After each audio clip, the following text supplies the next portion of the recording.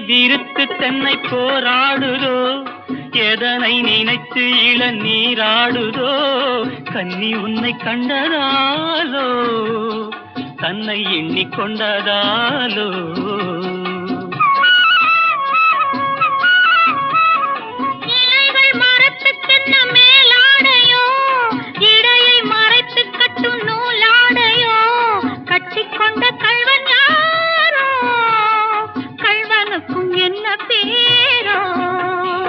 இயற்கை என்னும்